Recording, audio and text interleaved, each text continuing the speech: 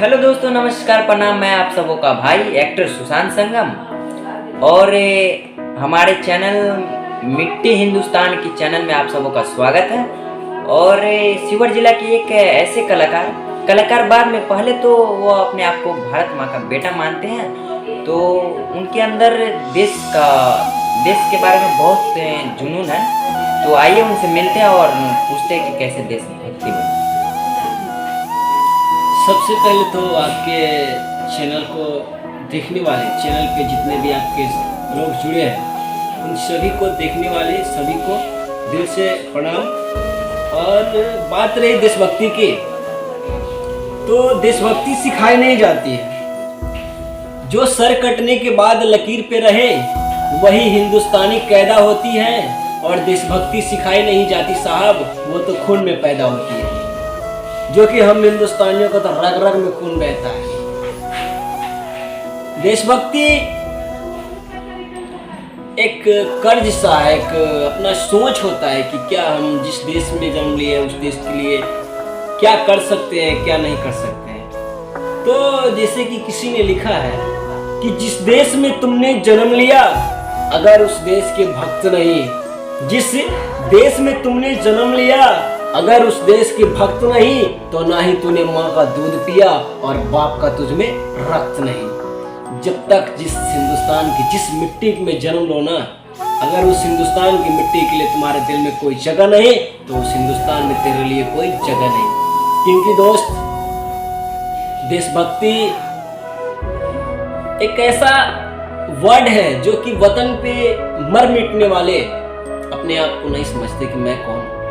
जैसे हमारे भारत माँ के ही बहुत से ऐसे वीर सपूत खड़े हुए। जब हमारा देश गुलाम था तो भारत माँ के ना जाने कितने वीर सपूतों ने अपनी जान की बलि चढ़ा दी। जैसे भगत सिंह, राजगुरु, सुखदेव, चंद्रशेखर आजाद, लाला लाजपत राय, भगत सिंह, करतार सिंह सरांबा, खुदीराम बोस, मंगल पांडे, चंद्रशेखर आजाद, इनके जैसे और भी क्रांतिकारी, महात्मा गांधी, लाला लाजपत राय, पंडित जवाहरलाल नेहरू, इनके जैसे और भी पागल क्रांतिकारी संघी खड़ा हुए इस देश को आजादी के लिए और भारत माँ की आजादी के लिए अपने आप को लहू लुहान कर दिए। भारत माँ की दामन पे लगे हुए दाग को उन्होंने अपने खून से धोया था, तब जाकर के हिंदुस्तान हमारा आज किसी मुकाम पे खड़ा है। दोस्त याद रखना, आजादी भीख में नहीं मांगी गई थी, आजादी तो छीनी गई थी। मैं भारत माँ को भारत माँ से बस एक ही मैं ये कामना करता हूँ कि माँ,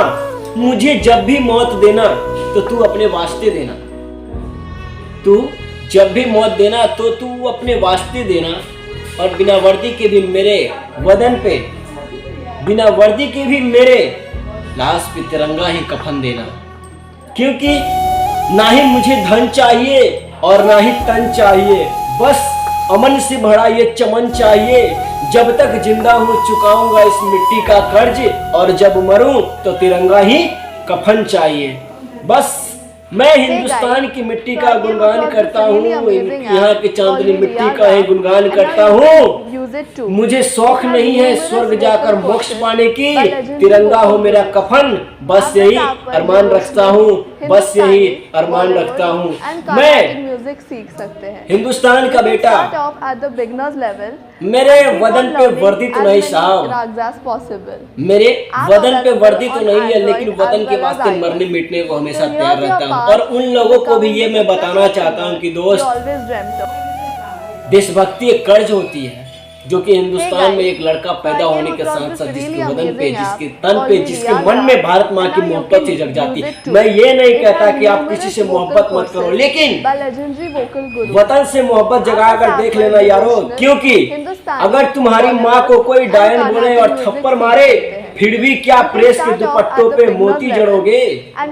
अगर कोई तुम्हारी माँ को थप्पड़ मारे और डायन बोले, फिर भी क्या हसीनाओं के दुपट्टों पे मोती जोड़ोगे? अगर युद्ध लड़ना पड़ गया तो क्या दुपट्टों से लड़ोगे, दुपट्टों से लड़ोगे।